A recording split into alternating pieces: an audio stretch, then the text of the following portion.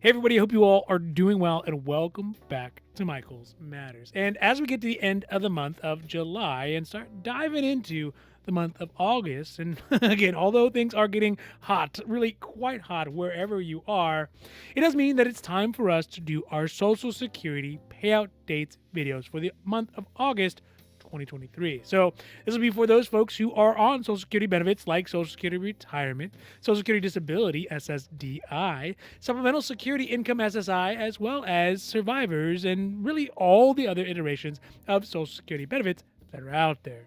Usually, we're going to talk about a recent survey out of Quinnipiac from older Americans that show us what are some of the main concerns that folks have about their retirement and what age could be the most preferable for most Americans to leave the retirement age at. For me, I'm actually voting for the French one. That one seems like it'd be just about right, but I don't think that's likely. Now, this is Michael's Matters, and before we get to the video, if you like these videos, if you find them interesting, if you find them helpful, or hey, if you at least find them useful, please don't forget to like and subscribe because it really does help the channel to grow. And again, we are so thankful for that. But also, you can get updates when our newest and most informative videos become available. All right, now, let's get down to the video. So first things first, let's get down to business with the payout dates for folks on Social Security.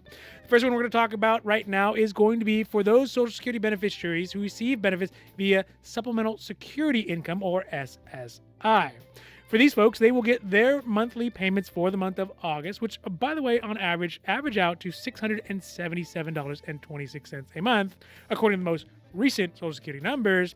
But this payment will go out for the month of August on Tuesday, August the 1st.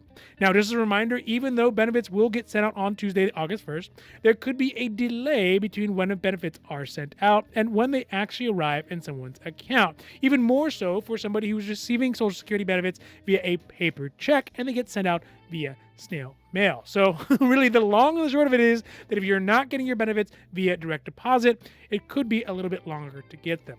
So that is for folks on Supplemental Security Income, or SSI. Next up is for those folks who started to get their Social Security benefits prior to 1997 when they changed out the Social Security payout dates, or are also receiving concurrently Social Security benefits in addition to Supplemental Security Income benefits, or SSI benefits. For those folks, their Social Security benefits will get sent out on Thursday, August the 3rd.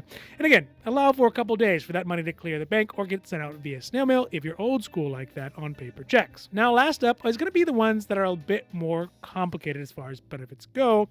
It's because it is for those folks who are just on regular, normal Social Security benefits. And the complexity for it really lies in the fact that they are paid out on a staggered rate. They're going to be for people who got benefits starting after 1997. And the benefits are paid out based upon where somebody in the month was born. So, for example, if they were born on the 1st through the 10th of the month in their birth month, whichever one it happens to be, their Social Security benefits for August will come out on Wednesday, August the 9th. If someone was born on the 11th to the 20th of the month, those Social Security benefits will get paid out on Wednesday, August the 16th, for August, obviously.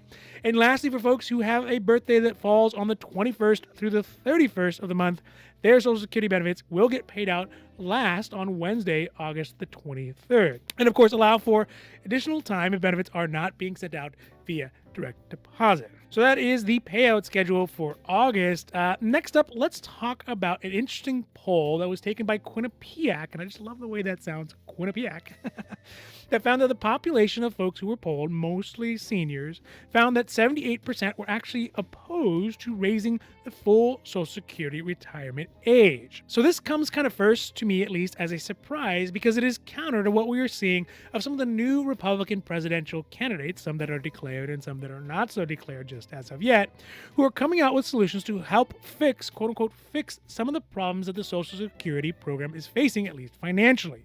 Both the former governor, Chris Christie, the former governor of New Jersey, and the current governor of Florida, Governor Ron DeSantis, who are, let's face it, distant contenders for the Republican presidential nomination, are both actually advocating for some version of raising the full retirement age to 70 years old as part of their campaign platform. Currently, the full retirement age, which is the age at which someone can start claiming Social Security benefits and get 100% of their full Social Security benefits, is at 66 or 67 years old, really depending on when you were born. Although it is possible to start getting Social Security benefits as early as 62 years old, that does come with a penalty of a 30% reduction, roughly, in one's Social Security benefits. So if they decide to start taking those benefits early, going to have that penalty.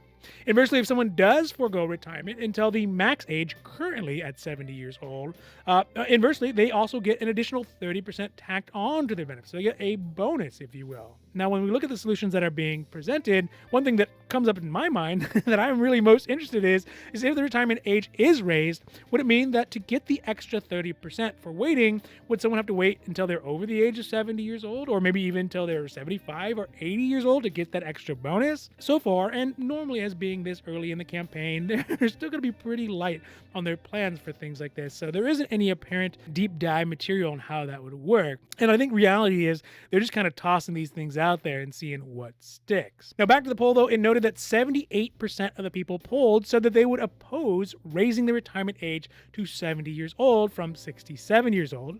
And then 17% said that they would actually support it. Furthermore, when they were polled and told that raising Social Security benefits from 67 to 70 would mean that benefits would last longer, 62% of the people polled still opposed raising it, presumably because they realized that they would run out before the benefits do. But 30% also said that they would support it after knowing that new information. So it would be easy to see that as Americans, we do understand the implications of how Social Security is going. And even with a given potential solution presented, we don't feel like making the necessary adjustments are justified or worthwhile or relevant. But also important to consider is that when polled, 68% of the Americans said that they were concerned that they will not have enough money already right now in the moment to live comfortably in retirement. And more than half of them said that tomorrow, if they were to have a $1,000 unexpected bill, it would be very difficult or somewhat difficult to get paid. Again, this is probably a big indicator of why presidential candidates like Ron DeSantis are advocating for Social Security to raise the age of retirement, but only for younger generations who are now currently in their 30s and 40s, rather than implementing the reforms that would affect those folks who are in or around the Social Security retirement age. Overall, what this shows is that there is real concern right now by Americans, really both young and old, about what the future of the retirement is going to look like. For the folks who are right up against retiring, they are living with the potential fear that the next president could put cuts on their Social Security benefits. Or for those folks who are on the cusp of retiring, that their retirement age could be raised, putting them in a situation where they could have to work additional years before they could retire with their full benefits. And lastly, of course, for younger workers, I'm not saying the least important, but maybe not as important as those other two, but still important.